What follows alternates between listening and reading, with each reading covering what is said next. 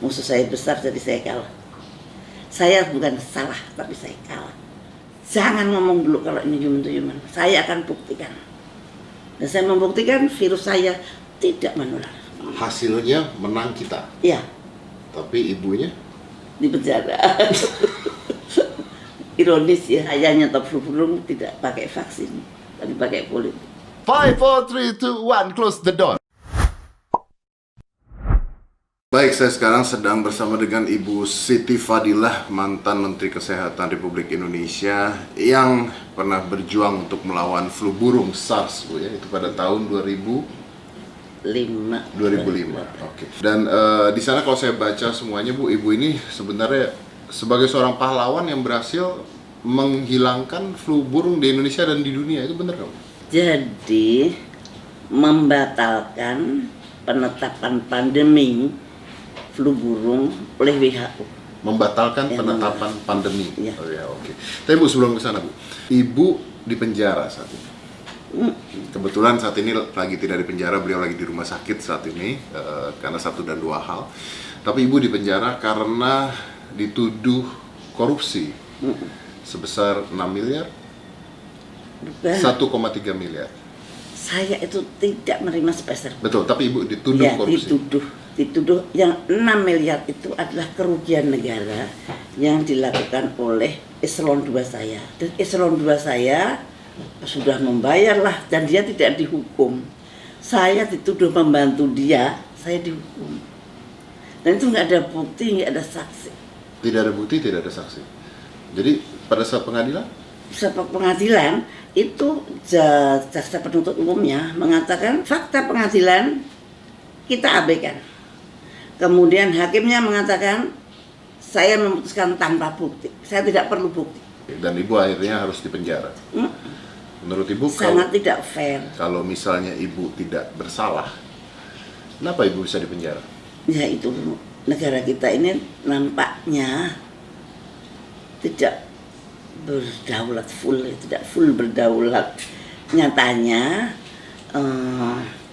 saya ngerasain sendiri ya bahwa lembaga hukum kadang-kadang masih dipakai untuk suatu kekuatan tertentu, bisa untuk mengatur orang yang tidak mau diatur, kemudian dicari-cari salahnya, nggak ada salahnya dibikinin perkara. Artinya karena Ibu tidak bisa diatur, Bu, ya? Ya, mungkin saya dikatakan tidak bisa diatur oleh siapa saya nggak tahu.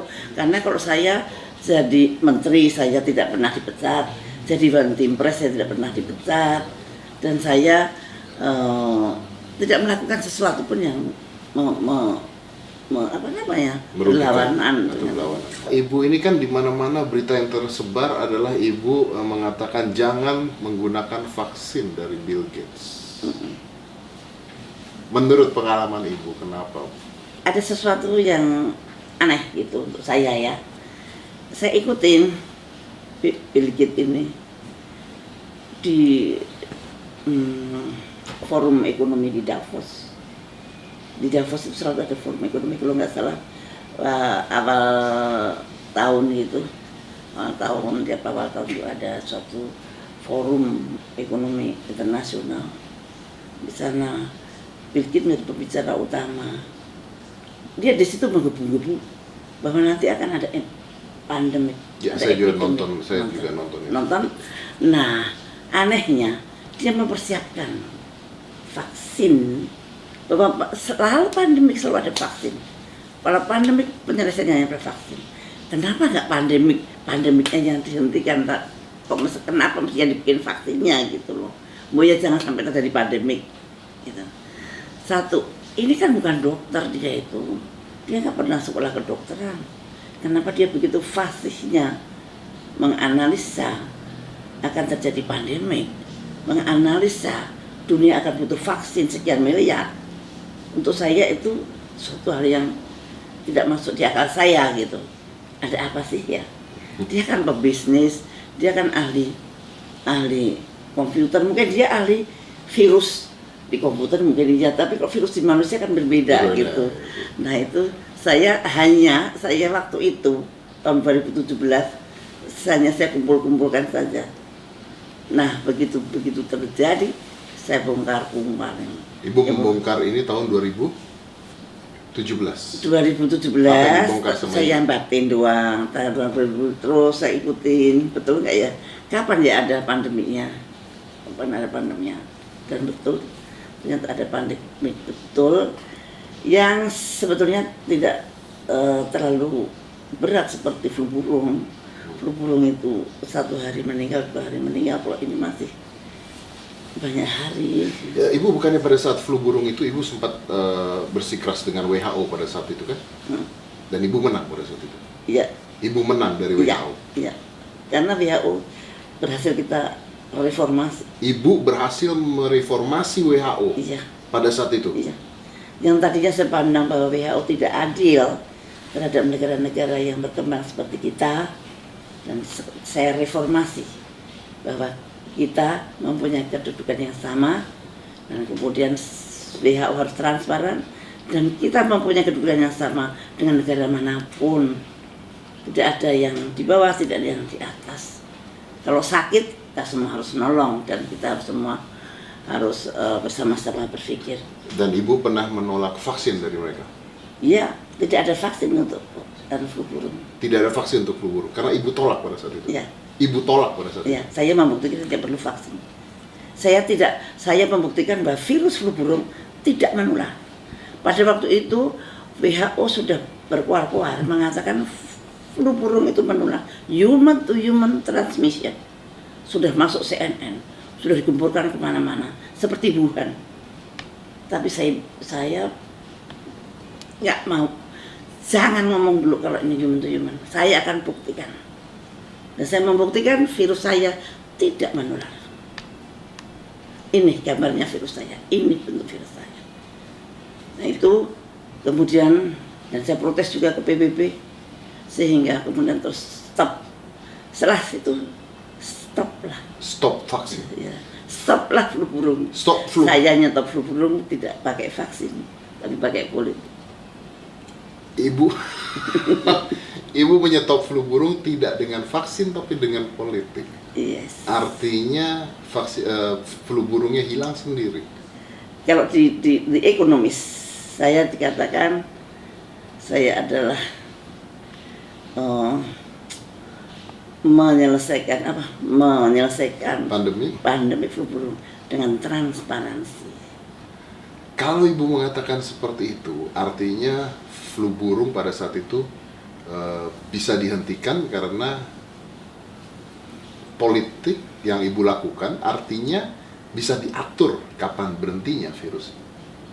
Tidak. Begini, dia merencanakan ada pandemik, kemudian saya bisa memotong. No, nggak ada pandemik di sini. Tidak ada human to human transmission. Pandemik itu selalu kalau ada human to human transmission, itu ada pandemi. Iya, betul. Dan pada saat itu vaksinnya mau dibuat dan dijual ke Indonesia. Ya. Dan kalau itu dijual ke Indonesia dengan harga mahal, kita harus ngutang. Kita harus ngutang lagi. Kita harus ngutang untuk membeli vaksin. Yes. Dan Anda menyetop itu tanpa vaksin, Indonesia bebas dengan flu burung. Iya, sampai sekarang. Sampai sekarang. Ya. Oke. Apakah Ibu berpikir bahwa coronavirus, disease 19 atau COVID-19 It's something like that. is something like that? Saya bisa lanjut. Hampir sama. Setiap pandemik kemudian munculnya adalah Obat, vaksin dan obat. Apalagi seperti sekarang ini ramai banget kayak pasar malam gitu. Nah, itu bisa ditebak gitu. Bisa ditebak. Kalau orang itu tidak siap sebelum pandemik, semua orang pasti bingung. Oke. Ini ada sekelompok yang malah siap vaksinnya gitu. Nah itu. So you're talking about business. Ya, bisnis. Kalau pandemik itu munculnya adalah bisnis vaksin atau komersialisasi vaksin, maka bisa dipastikan akan terjadi pandemik yang akan datang. Hati-hati.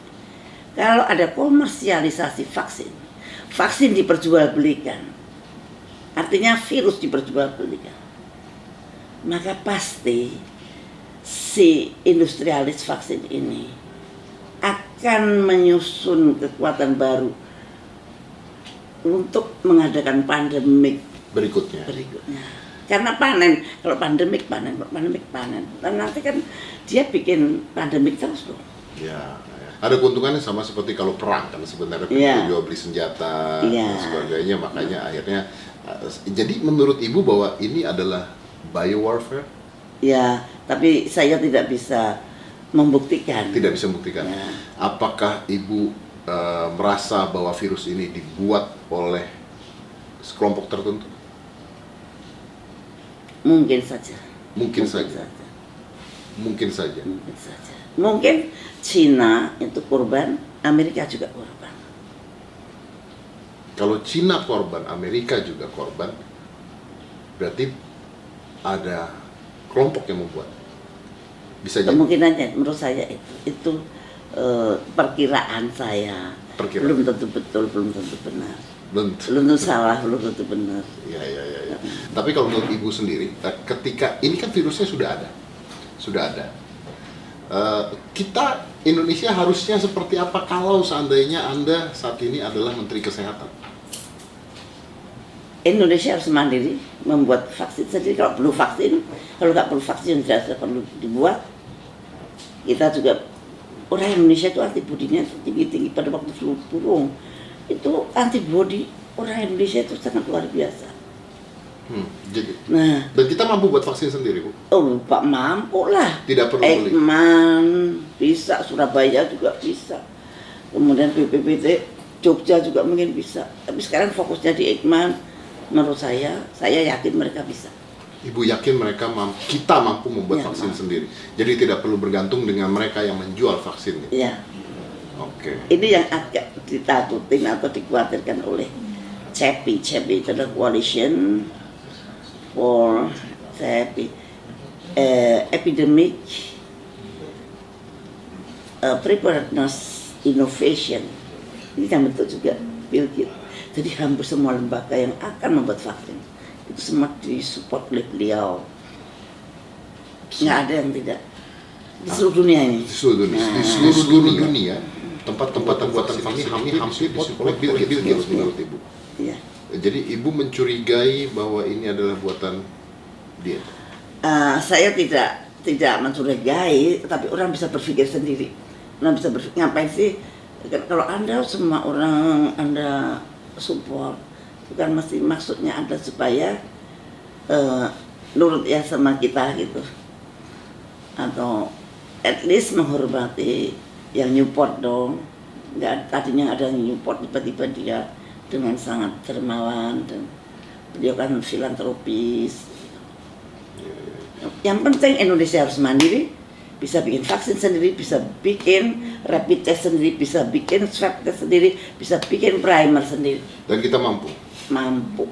Ibu, di luar negeri sana ada banyak sekali, Dokter Butar, Dokter Kaufman, yang mengatakan bahwa ini tesnya sendiri sebenarnya tidak jelas, kata mereka ya. Ini saya hanya ngomong menurut apa yang mereka katakan, bahwa sebenarnya yang diambil itu adalah exosomes katanya, bukan virusnya sendiri. Jadi belum ada pemurnian virus ketika dites sebenarnya.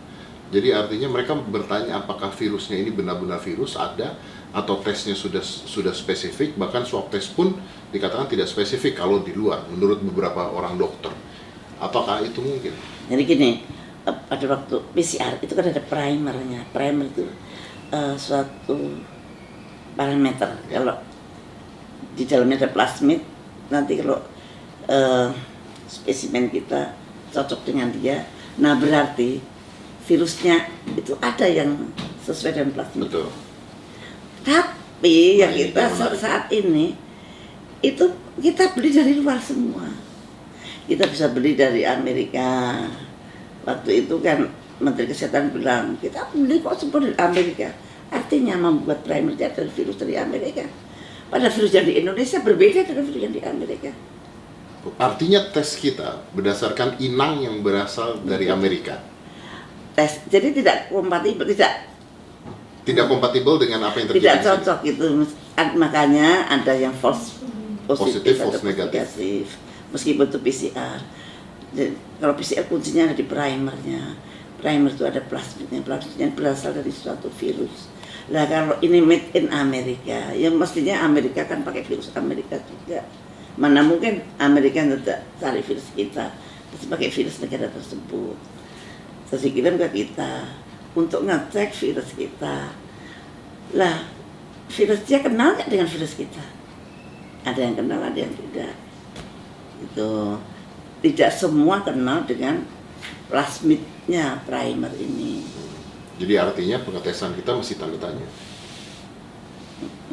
Ya kurang pas lah, kurang tepat lah. Tepatnya kalau pakai alat kita sendiri yang berbasis virus kita sendiri. Kita banyak ahli kita yang pinter-pinter. Cuman butuh political will, dana. Fokuskan sekarang dana untuk riset itu. Yang selama ini riset selalu mendapat dana yang kecil, kemudian mengharapkan bantuan dari asing. Bantuan dari asing itu menggetarkan, menggoyahkan hati dari persit-persit itu. Untuk nasionalismenya itu juga bisa bergoyang, karena mau yang perhatian malah orang asing, mengasih dana orang asing. Lama-lama dia lupa mana induknya, mana semangnya. Nah ini yang Indonesia itu riset itu masih terlalu kecil, padahal itu penting sekali. Kalau ibu mengatakan bahwa ibu pada saat itu di penjara akhirnya karena sebuah tuduhan korupsi, artinya kan semua yang ibu katakan itu mengandung resiko. Artinya ibu dijebloskan karena sesuatu sebenarnya. Itu yang ibu percaya? Ya menurut saya mempunyai suatu sikap itu mengakibatkan saya di penjara. Tapi saya tidak menyesal karena sikap saya adalah untuk melindungi rakyat saya. Saya berbuat itu adalah bukan untuk saya. Saya dapat apa? Karena aku nggak dapat apa-apa. Saya lakuin. Tapi saya yakin saya melindungi rakyat saya. Dan ternyata bukan Indonesia saja yang terlindung. Ternyata pandemi itu gagal. Satu dunia. 2006 ya. Kalau dihitung itu berapa ribu triliun. Yang Saya nggak bisa ngitung. Sekarang hitung aja dengan corona aja sekarang berapa ribu triliun kerugian seluruh dunia. Apalagi kalau flu.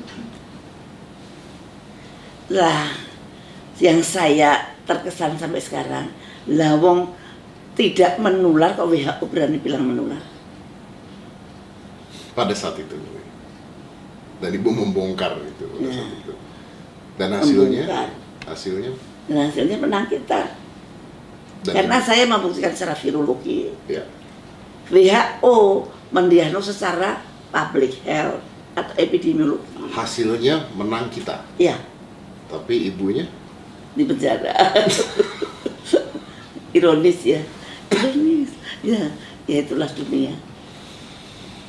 Yang penting adalah niat kita, dan apa yang terjadi itu ya tidak pernah lepas dari kehendak Allah. Tapi kenapa ibu masih berani bicara sekarang? Karena saya baca di media-media ibu masih berani bicara tentang virus ini, ibu masih berani bicara tentang apa yang ibu lakukan. Bahkan saya ada media satu yang bicara tentang ibu dilindungi sniper, dulu tuh ada di media loh.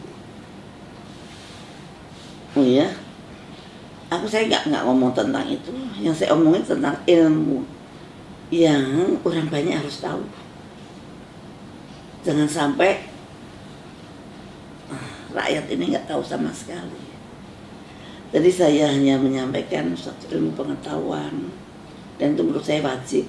Kalau saya tahu sesuatu yang tidak baik, saya diam saja. Padahal saya tahu, saya diam saja. Tapi kan ibu belajar bahwa ketika ibu bicara pada saat itu, akhirnya menurut ibu, ibu dipenjara. Waktu itu saya bukan hanya bicara ya, saya terlalu berani keluar, berani mengalahkan negara adidaya, itu suatu hal yang impossible sebetulnya. Sampai sekarang juga nggak ada, tapi jangan menggagalkan pandemi itu sampai sekarang nggak ada. Ya baru sekali ini. Baru sekali ya, pandemi gagal karena seorang Ibu Siti Fadila. Tapi walaupun Ibu sekarang ada di penjara, bangganya seperti apa, Bu? Ya, saya seorang Islam. Di dalam Islam itu pilihan Allah itu selalu terbaik. Pilihan Allah adalah yang terbaik.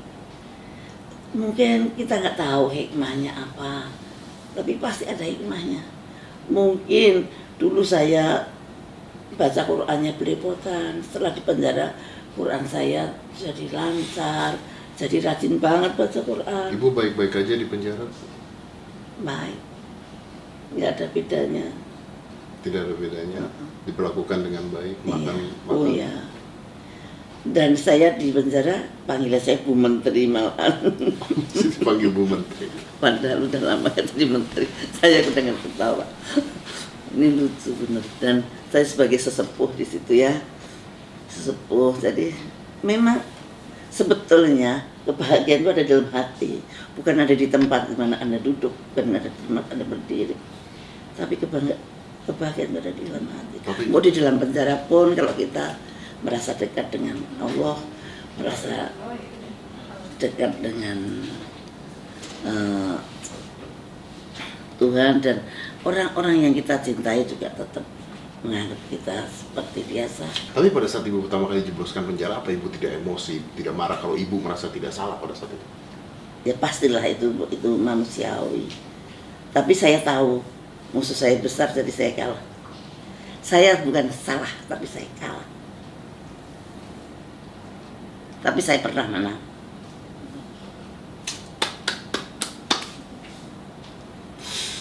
Kalau dulu saya dibilang Pak Karni Ilyas, saya pernah, waktu itu belum ada ILC, tapi dia wawancara begini, lebih baik jadi harimau satu hari daripada jadi kambing seumur hidup. Dan Ibu pernah jadi harimau. Ya. Sekarang jadi kambing apa? Sekarang Ibu berapa lama lagi, Bu, kalau boleh tahu masa tahanan Ibu berapa lama lagi? Nanti Oktober ini selesai, Bu? Ya selesai. Bayangin kurang 4 bulan. Saya ini kurang 4 bulan sudah selesai. Di rutan saya ada corona. Saya ini kan high risk, umur sudah 70 tahun, mau 71. Saya punya penyakit asma yang bermacam-macam. Ada asma, ada hipertensi yang terkontrol kan obat-obatan, ada jantung yang iramanya nggak bener. Kok saya tidak dirumahkan?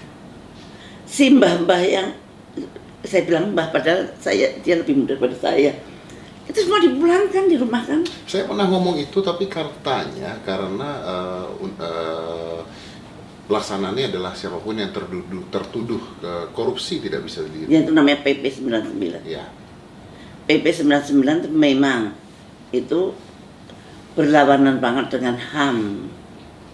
Kalau di seluruh dunia semua BPP itu semua napi mempunyai hak yang sama. Ini enggak, tidak mempunyai hak sama, itu korupsi, narkoba, teroris. Nah, yang tiga ini tidak dapat remisi sehari pun. 4 tahun ya 4 tahun. Nah sekarang ini kurang 4 bulan. PP 99 kan dibuat tidak pada keadaan pandemik. PP 99 kan dibuat pada keadaan normal. Kenapa juga diberlakukan pada keadaan pandemik? Seharusnya enggak dong. Pandemik itu adalah darurat, kegawatan kesehatan masyarakat. Nggak boleh menaruh orang yang high risk di dalam zona, di dalam rutan atau lapas. Ada orang yang setua saya dengan high risk begini, dibiarkan saya di dalam. Melanggar HAM itu. Dan saya heran, takutnya kok takut banget sih sama PP 99, lebih takut PP 99 daripada Tuhan. Lah, PP 99 yang bikin sama orang-orangnya juga pernah jadi tersangka tuh kabur ke Australia tuh kemana nggak tahu. Lah kok malah takutnya bukan main. Saya tahu PP 99. Aku heran loh kalau yang takut tukang becak nggak apa-apa. Loh kok sampai wong sing paling tinggi dhewe juga takut sampai PP 99. Aku nggak ngerti. Ini dunia ini aneh juga semua. Tapi tinggal 4 bulan lagi Bu ya. Begitu Ibu keluar nanti, apa yang akan Ibu lakukan? Saya mengalir seperti air yang mengalir seperti apa. Yang jelas saya akan tetap konsisten untuk menyuarakan kebenaran dan semuanya untuk rakyat. Apapun saya ingin mensejahterakan rakyat Indonesia. 5, 4, 3, 2, 1, close the door.